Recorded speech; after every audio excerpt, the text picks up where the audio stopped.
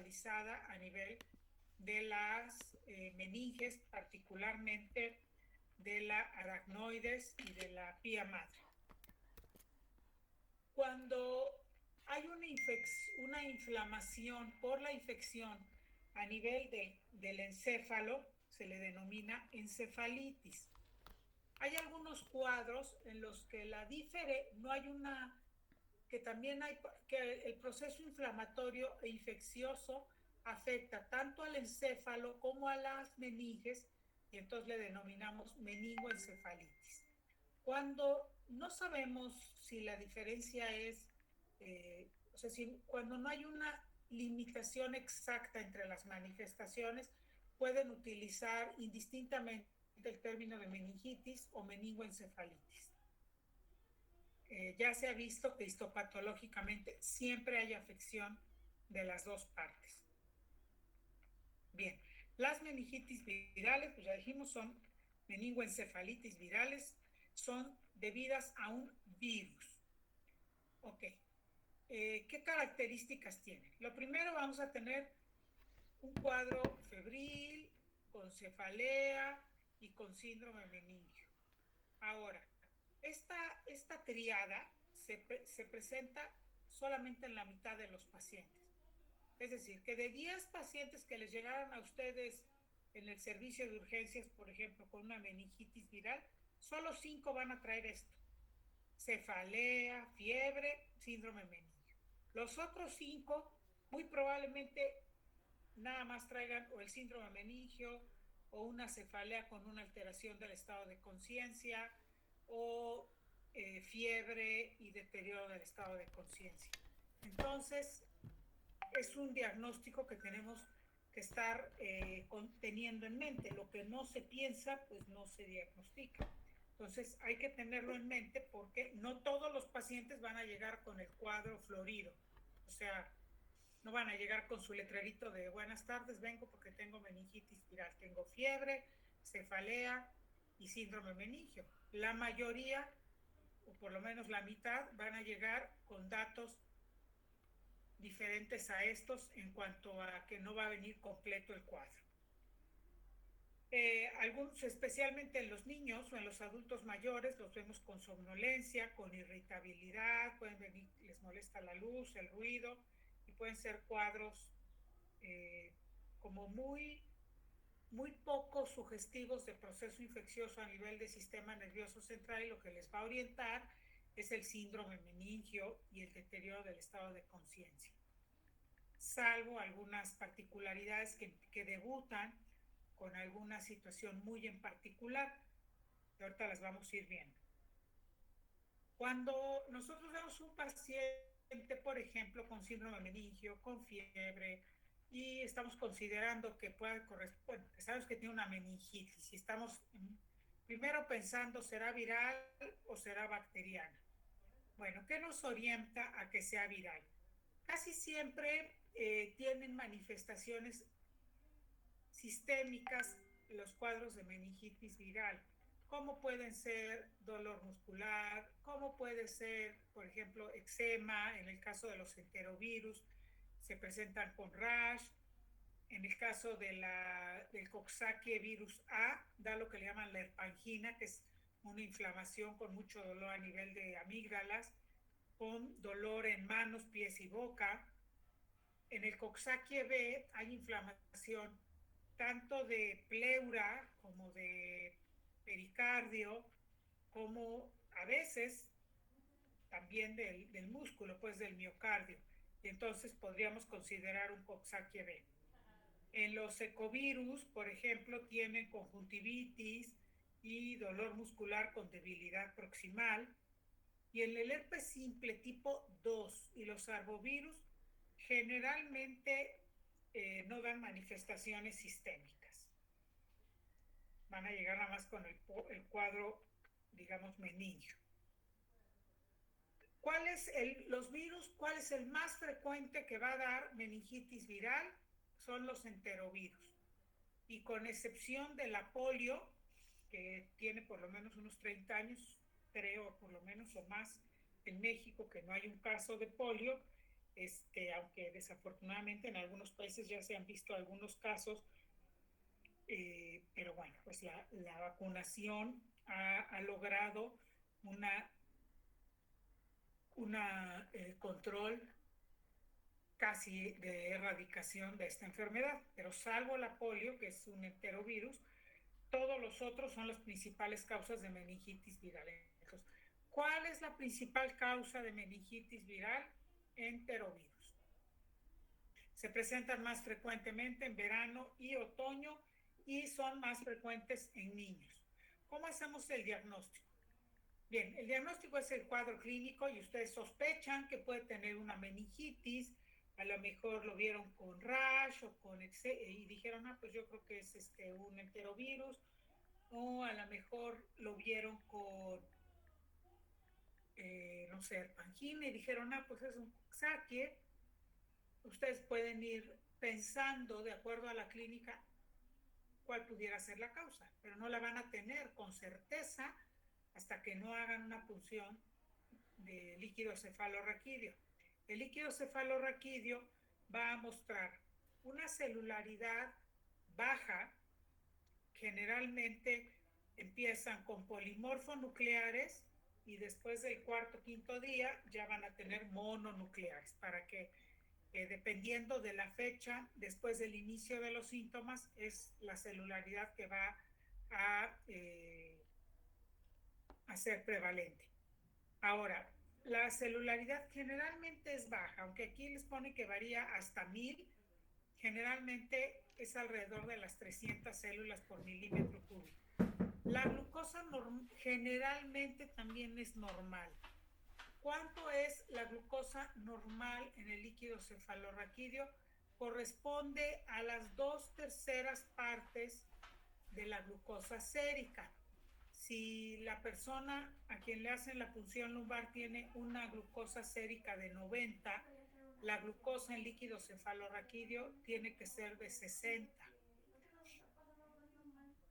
Por eso siempre es muy importante que al mismo tiempo que hagan la punción lumbar, tomen una muestra de glucosa sérica para que ustedes puedan evaluar el resultado de la glucosa del líquido cefalorraquídeo comparándola con la glucosa sérica. Las proteínas pueden estar normales o un poco elevadas. La tomografía generalmente es normal y la resonancia a veces puede mostrar cierto reforzamiento a nivel de las meninges, sobre todo en una secuencia que se llama FLAIR. Bien, salvo que sea VIH, en general la evolución es hacia la mejoría en 1 a 2 semanas. El manejo es un manejo completamente sintomático. Salvo el VIH, que podemos darle tratamiento con antirretrovirales altamente efectivos, o el citomegalovirus, que le podemos dar manejo con valganciclovir, o el herpes simple tipo 1, que podemos manejarlo con aciclovir. El resto de los virus no tenemos medicamento específico y el manejo es meramente sintomático. Bien. Me interesa mucho que oigan sobre la encefalitis herpética. La encefalitis herpética es causada por el herpes simple tipo 1. Y el herpes simple tipo 1 tiene preferencia por el lóbulo temporal. Sus principales manifestaciones iniciales en la encefalitis herpética va a ser o un brote psicótico o un estado de mal epiléptico refractario.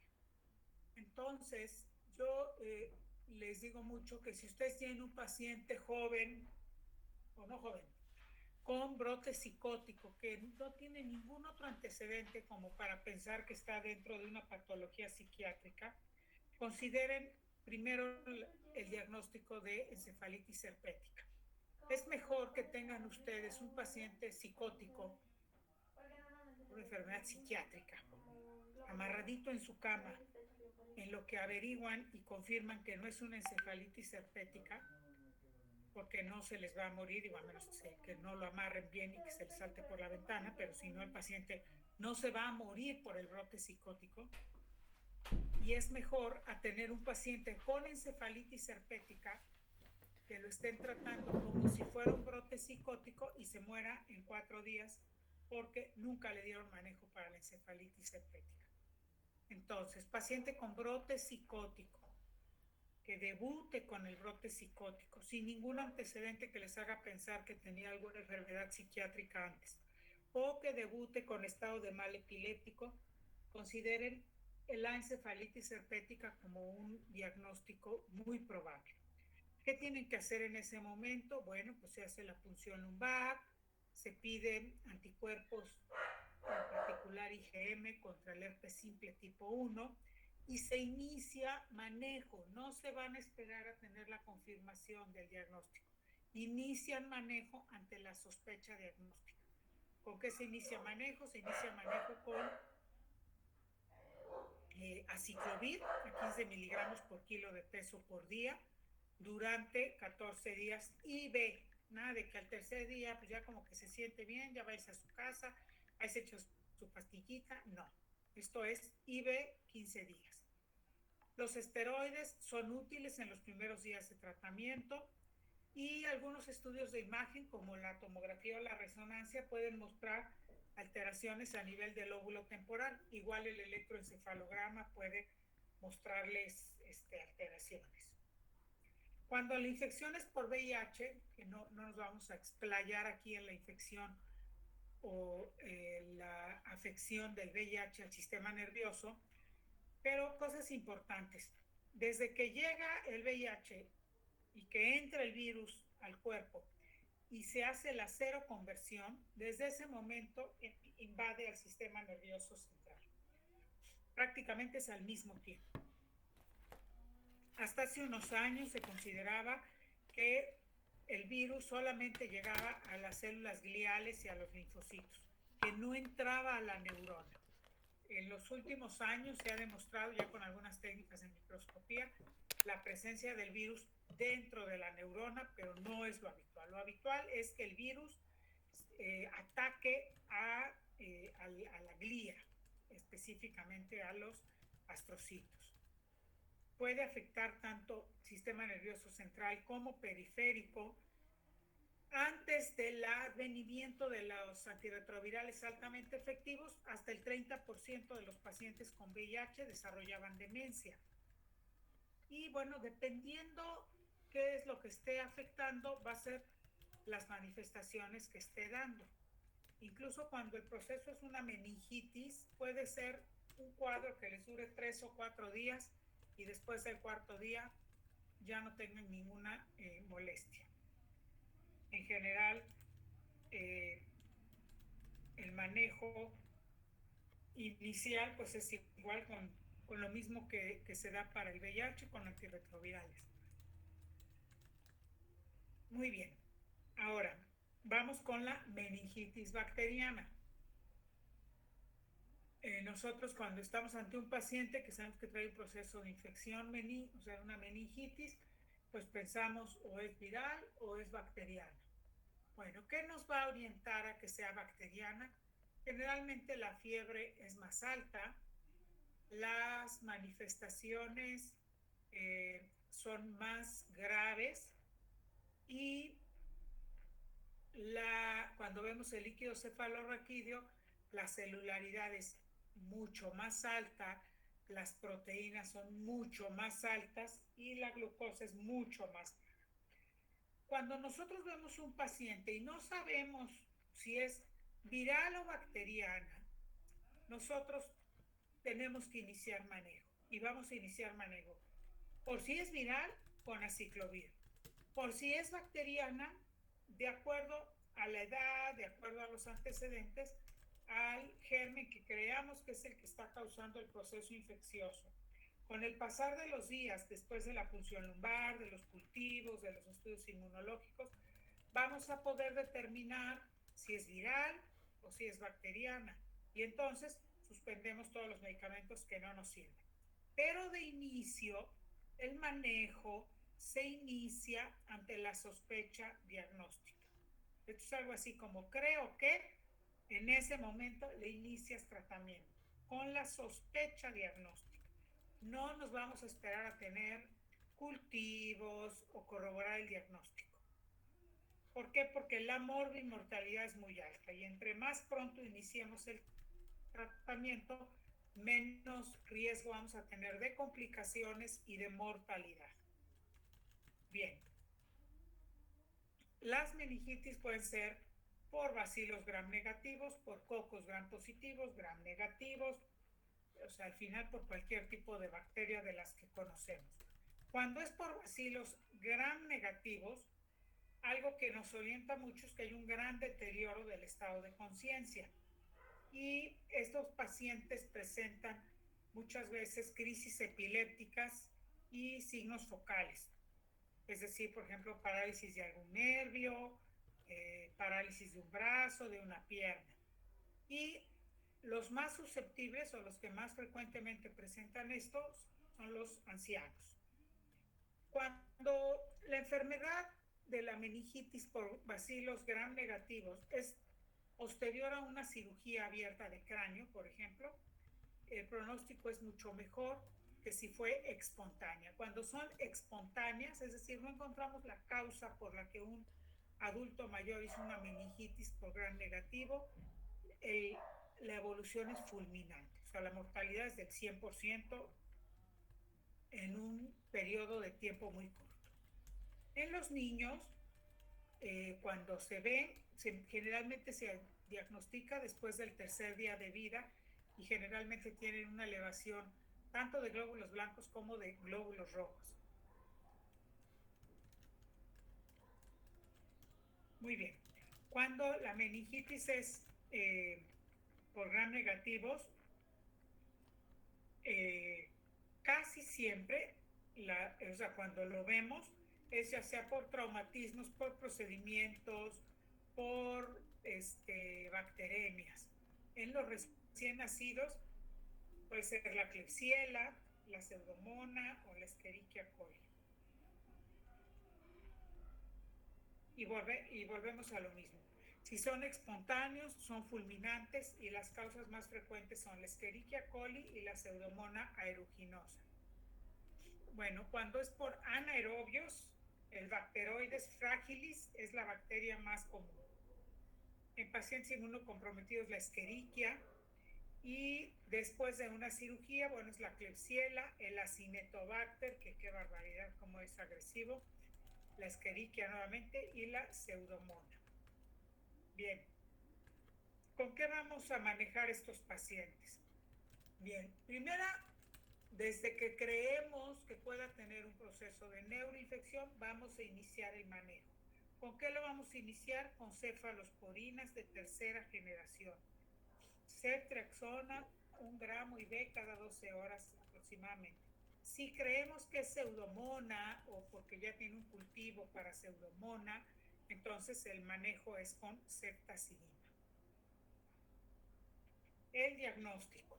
Bien. La presión de salida del líquido cefalorraquídeo va a ser muy alta.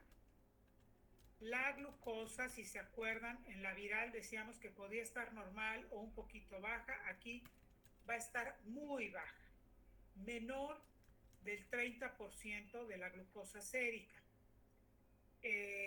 Los leucocitos van a estar de 1000, en lo general es que estén como de 1000 hasta 5000. Y predominan los neutrófilos. ¿Se acuerdan que en la viral dijimos que al principio polimorfonucleares y después ya los mononucleares? Y aquí son los neutrófilos.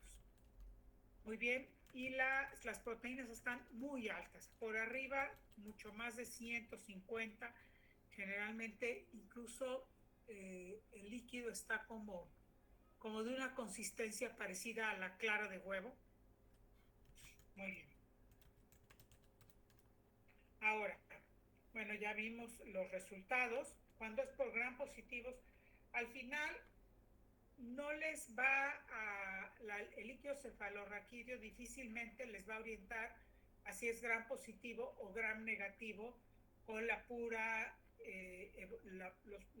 pruebas normales, o sea, la leucocitosis en líquido cefalorraquídeo, de predominio de neutrófilos, con la glucosa baja, con las proteínas muy altas, es lo mismo para gram positivos o gram negativos.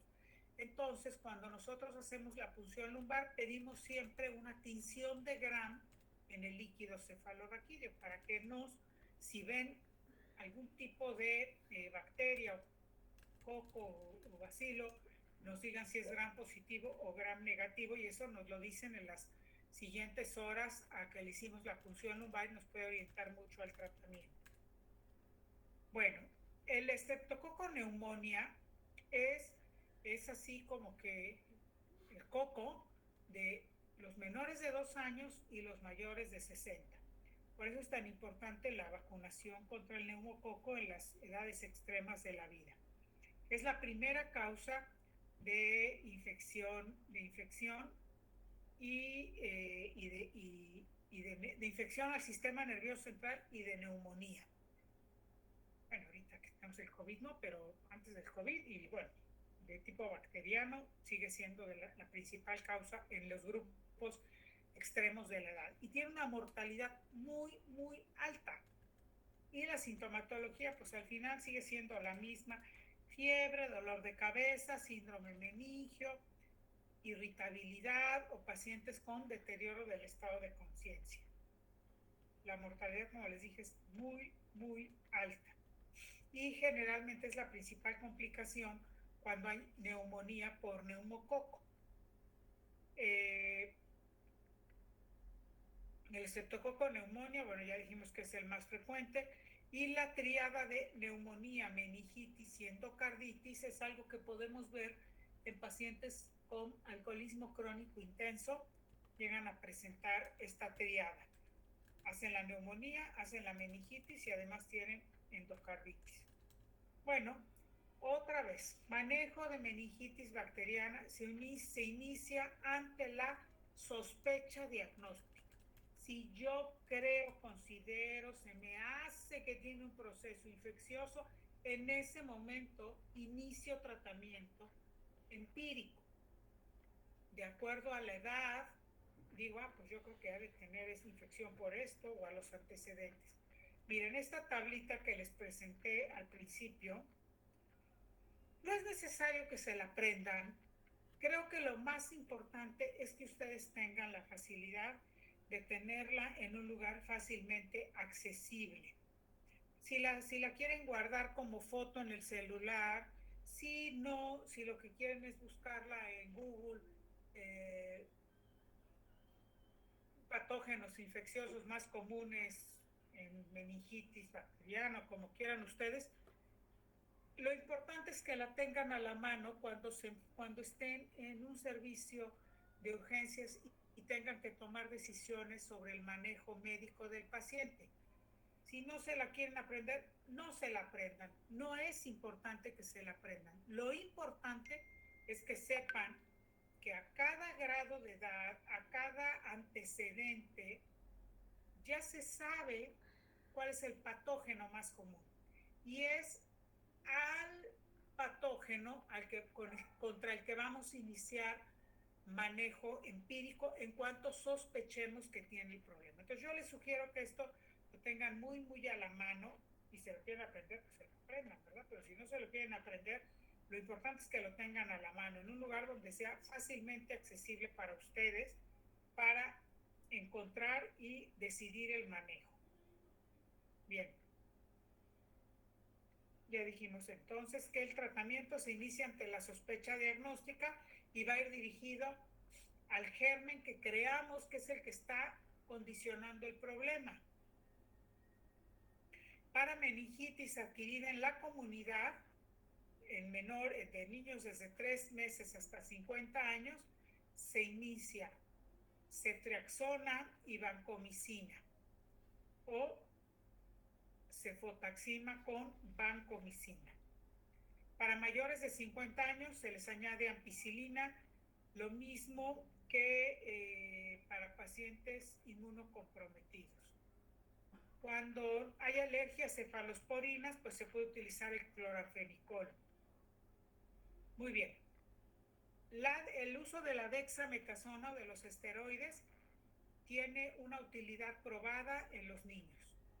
Se sabe que mejoran mucho la respuesta inflamatoria que causa mucho daño por el proceso infeccioso. En el adulto es muy controvertido su uso.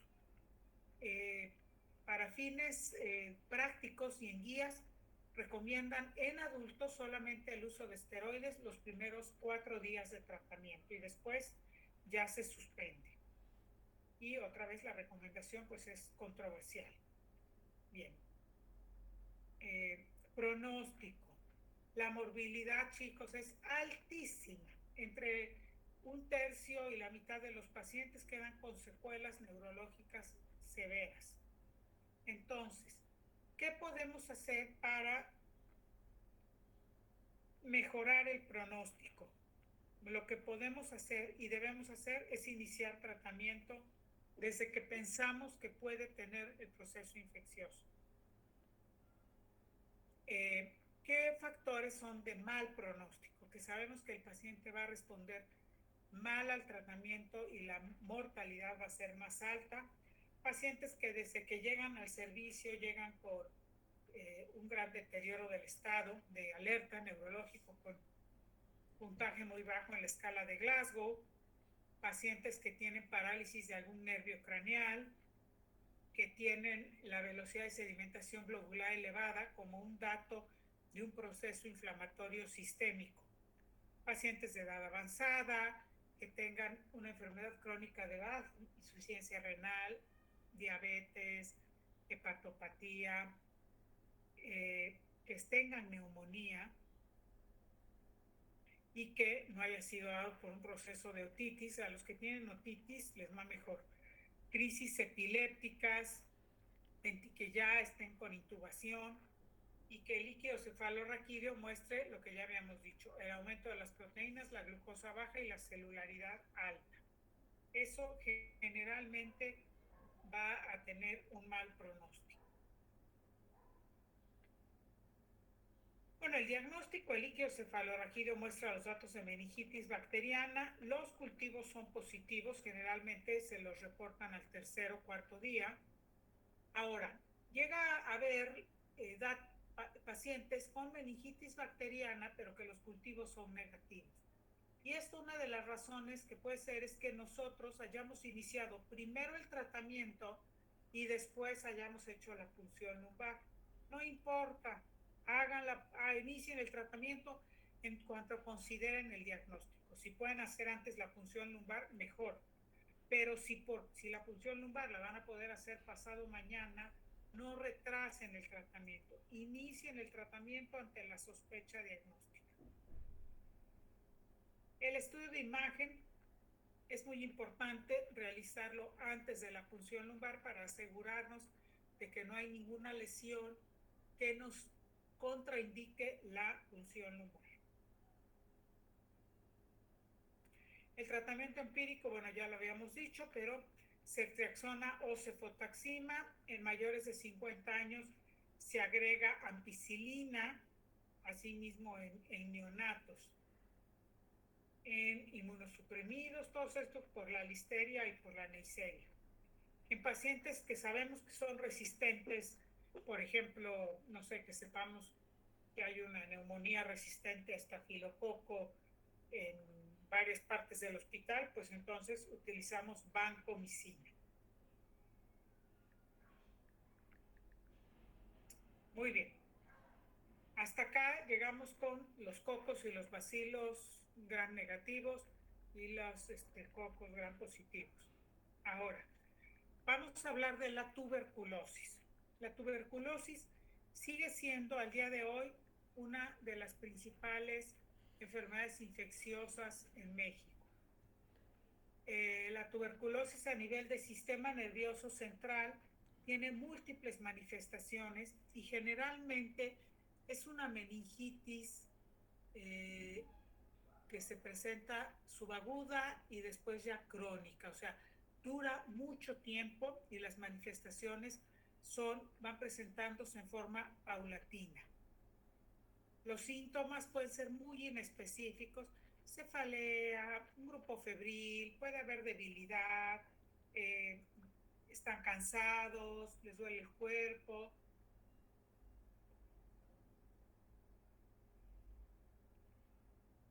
Y la cefalea, bueno, es algo muy frecuente.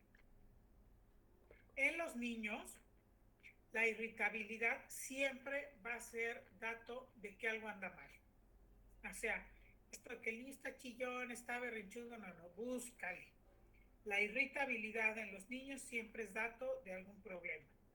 La somnolencia o que no quieren comer, todo eso es datos que pueden verse en la meningitis por tuberculosis. Ahora, la meningitis por tuberculosis genera un proceso a nivel de la aracnoides que la deja durísima, o sea, como una cicatriz. Y esto se llama aracnoiditis. Y esta aracnoiditis, cuando está muy gruesa, lo que hace es que literal estrangula al nervio craneal que vaya pasando por ahí. Y entonces la meningitis tuberculosa se asocia frecuentemente con alteración de los nervios craneales. Y pueden tener, depende dónde, si la meningitis solamente afecta al aracnoides, pueden ser datos muy inespecíficos como los que les pongo acá, o si afecta específicamente un nervio craneal, pues que ya haya hecho aracnoiditis, va a darles las manifestaciones de ese nervio craneal. Pero si se hace un conglomerado de bacilos, lo que vamos a tener son tuberculomas y de acuerdo a la localización vamos a tener la manifestación. Si se localizan en el área motora, pues vamos a tener debilidad. Si se localizan en el área de los ganglios basales, podemos tener movimientos involuntarios. ¿Cómo hacemos el diagnóstico? Bien, el diagnóstico se hace con líquidos, hacemos otra vez punción de líquido cefalorraquídeo y lo más frecuente es que sean polimorfonucleares o ya después de varias semanas sean puros linfocitos los que veamos. Bien, las proteínas siempre están altísimas y estos problemas de proteínas llegan a ser tan graves, la hiperproteinorraquia, que incluso cuando hacemos la punción lumbar sale una gotita y como que se coagulara el líquido por la gran cantidad de proteínas que tiene. Y la glucosa es menos del 50% de la sérica. Entonces, lo normal es que sea, les decía yo, el 60%. Pero en la TB meningia baja por abajo, por ejemplo, en un hombre que tenga una glucosa sérica de 90, lo normal es que la glucosa del líquido cefalorraquídeo fuera de 60, en la TB meningia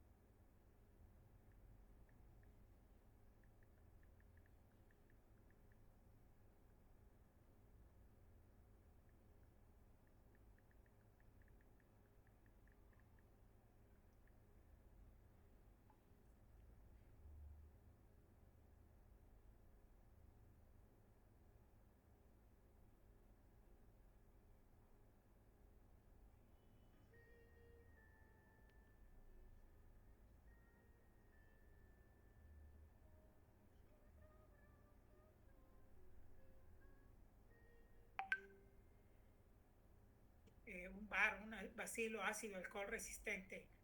Por ejemplo,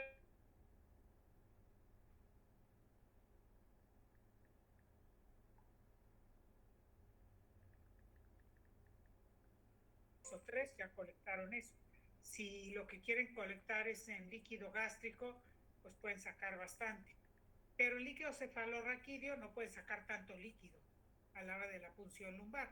Entonces es extremadamente raro que en una punción lumbar normal en la que sacamos 6-8 mililitros se pueda ver el bacilo. Entonces, hay tres cosas que hacemos. Una, el cultivo para micobacteria que tarda 21 días. Entonces nosotros ante la sospecha diagnóstica iniciamos tratamiento. Y ya a los 21 días, pues ya veremos si sí salió la micobacteria, ¿verdad? Luego, esta también sirve mucho como hasta de prueba terapéutica. Los pacientes con VIH... Disculpe, doctora. Dígame. Ya no se ve su presentación de usted. Ok, ¿desde a qué horas no se ven? Apenas hace como 3 minutos. No, bueno, se llevan 3 minutos dormiditos. Muy bien, ¿ahí la están viendo? Sí, doctora. Bien, entonces, les decía que en pacientes, por ejemplo, con VIH, incluso cuando estamos así dudando un poquito y no nos vamos a esperar a tener el diagnóstico, iniciamos tratamiento antifímico y generalmente los pacientes mejoran en forma espectacular en 24 horas. Y es casi como prueba terapéutica, o sea, como, sí era tuberculosis.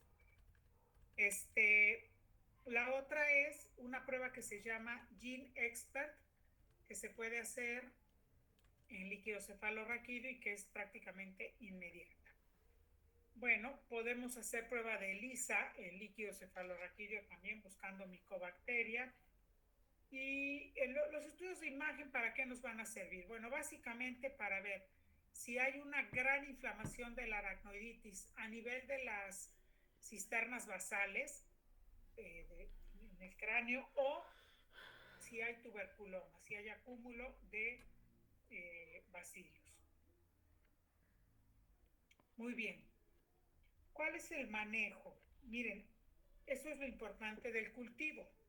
Nosotros generalmente iniciamos con un manejo totalmente empírico, lo que se le da a cualquier tuberculosis, pero cuando ya tenemos el cultivo, puede ser que tengamos micobacterias resistentes, sobre todo en pacientes que no completaron el ciclo de tratamiento.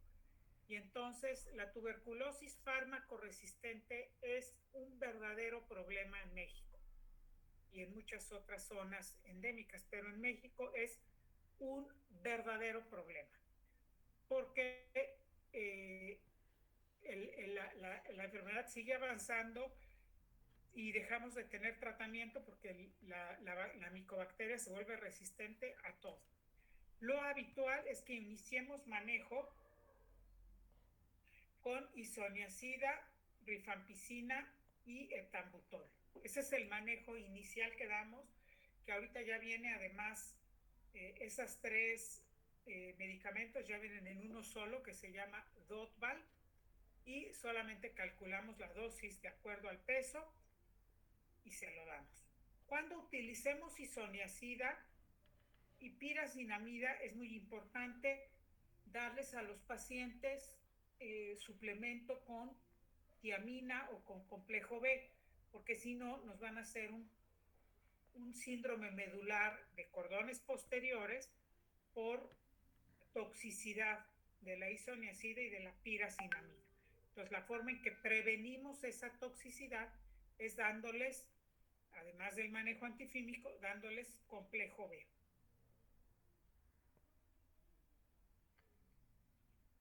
Bien, vamos a continuar con los hongos. El hongo más frecuente que vemos en sistema nervioso central es el criptococo. En pacientes inmunocomprometidos es el que más vemos, y el manejo es con anfotericina B. Actualmente, bueno, ya desde hace unos varios años, además de dar el manejo con anfotericina B, que es un manejo que se da intravenoso, y se tiene que dejar el tratamiento intravenoso hasta que el líquido cefalorraquídeo salga estéril, es decir, que ya no haya un solo criptococo allí. Algo que ayuda a que el líquido se esterilice más pronto es añadir al manejo de la anfotericina, añadir itraconazol. Ahora, fluconazol o itraconazol. Bueno, no son medicamentos que les podamos dar al paciente sin darle la anfotericina. No es en lugar de, sino es además de. Pero el manejo de primera elección para cualquier tipo de enfermedad por hongos en sistema nervioso es la anfotericina B. Es la única, además, y hay que darla hasta que el líquido sea estéril, o sea que ya no haya una sola evidencia de criptococo. El nombre del criptococo es Cryptococcus neoformans. Generalmente son meningitis que también hacen encefalitis de progresión lenta y pocas veces están solamente como con somnolencia y en la mayoría de las veces se acompañan de fiebre. Puede acompañarse de síntomas visuales o psiquiátricos, va a depender de dónde esté el criptococo. Bueno, el estudio de primera elección es la resonancia magnética. Entonces, chicos, no gasten radiaciones en andar haciendo tomografías en pacientes que les estén buscando criptococosis, que les estén buscando lesiones estructurales. Váyanse directo a la resonancia. Bien, el líquido cefalorraquídeo, en general los glóbulos blancos no van a estar tan elevados, son predominio de linfocitarios y las proteínas sí van a estar elevadas, sí genera un proceso inflamatorio suficientemente grave para elevar proteínas. Y cuando haces la punción lumbar, pides, además de la tinción de Gram, pides la tinta china. Y la tinta china lo que hace es una prueba que se le aplica al líquido cefalorraquídeo y lo que va a hacer va a presentar una reacción en la que si está presente el criptococo, se va a ver como un anillo de color morado, y eso le llamamos tinta china positiva, y quiere decir que ahí hay un criptococo. La tinta china, bueno, se puede ver más o menos en la mitad de los pacientes que no son VIH, pero hasta en el 80% de pacientes con VIH. Y bueno, la última sería la prueba de aglutinación PCR para criptococo. Puede haber falsos negativos. Por ejemplo, pacientes que tienen nada más lesiones dentro del cerebro, pero las meninges están bien, y entonces como no va a haber inflamación a nivel de las meninges, el líquido cefalorraquídeo puede estar normal. Otra causa de confusión, por ejemplo, en falsos positivos, es cuando el técnico que está manejando el líquido cefalorraquídeo trae los guantes con mucho talco, y si se cae ahí un granito de talco, la reacción es como si fuera la de un criptococo, o sea, se vuelve a hacer ese aro moradito en el líquido. Entonces, pues hay un criptococo, y no, es un granito de talco. Entonces también puede haber falsos positivos, hay que tener mucho cuidado en esto. Manejo: anfotericina B, anfotericina B, anfotericina B. Muy bien, ¿qué dosis? De 0.7 a 1 miligramos por kilo por día.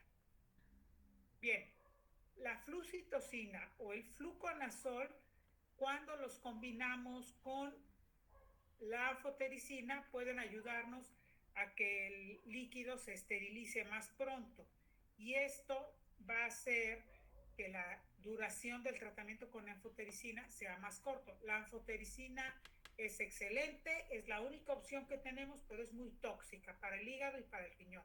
O sea, hay que irnos, entre menos tiempo la necesitemos, pues muchísimo mejor. Y en pacientes que no son VIH, se continúa el manejo con fluconazol por lo menos 10 semanas después. Y en pacientes con VIH, son VIH positivo, el manejo con fluconazol se mantiene de por vida.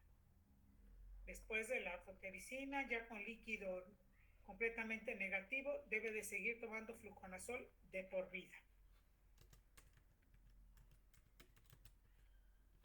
Bien, cuando nosotros, médicos, enfermeras, niños que están en la guardería con el paciente, maestros, papás, vamos a tomar tratamiento profiláctico por el riesgo de contagiarnos de algún proceso infeccioso del paciente.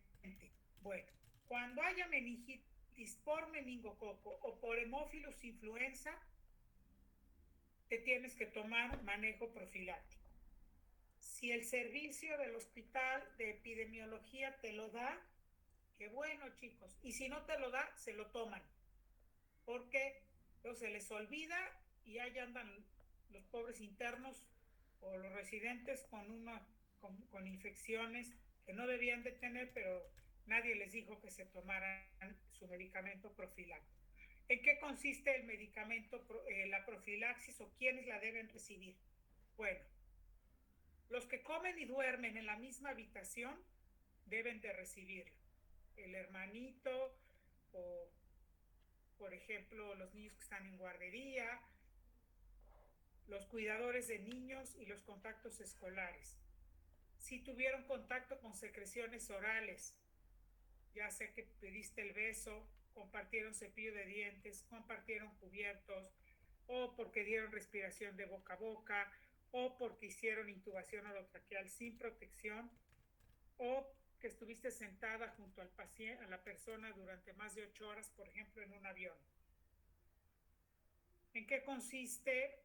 Bueno, quienes tienen bajo riesgo, y a esos no les vamos a dar profilaxis, compañeros de escuela que no tuvieron exposición directa, contactos indirectos y trabajadores de la salud que no estuvieron en contacto directo a las secreciones del paciente. Yo, por las dudas, chavos, me lo echo. Cuando digo este es meningococo, este es Haemophilus influenza, yo me echo el tratamiento, por si acaso me saltó por ahí una gotita. Bien. ¿Cómo es la profilaxis recomendada? La verdad es que está súper fácil. Rifampicina, ustedes y yo que somos adultos, 600 miligramos cada 12 horas, 2 días. Punto, ya. Con eso ya tienen prevención. Ahora, ¿qué pasa si es un menor de un mes? Le calculan la dosis a 5 miligramos por kilo cada 12 horas, igual 2 días. Y si tienen más de un mes de nacidos, puede ser 10 miligramos por kilo con un máximo de 600 miligramos, o sea, máximo un paciente de 60 kilos. Arriba de 60 kilos, pues es lo mismo, 600 miligramos cada 12 horas, es la dosis máxima. No, pues es que a mí la rifampicina no me gusta porque luego voy a hacer pipí anaranjado, porque no hay en el lugar, pero tengo ceftriaxona, una dosis, chicos, intramuscular, dosis única, dosis bastante baja de 250 miligramos. No, bueno, es que me dan miedo los piquetes. Ciprofloxacina, una dosis única de 500 miligramos. No requieren mayor cosa y con esto están protegidos. Bien, hasta aquí vamos a terminar. Mañana vamos a ver absceso cerebral, neurocisticercosis y seguramente vamos a ver, yo con eso terminamos las infecciones parasitarias. Le mandé a Nicole es su compañera, ¿verdad? Sí, doctora. Bien, te mandé por correo un PDF de infecciones del sistema nervioso central. Entonces, si se los gustas compartir a tus compañeros para que lo lean, es algo muy extenso que, bueno, no podemos ver en una sola clase, pero es algo muy extenso que vale la pena que tengan ese documento como de lectura o de consulta. Sí, doctora. Bueno, muy bien, pues que tengan una muy buena tarde. Gracias, doctora. Gracias, doctora.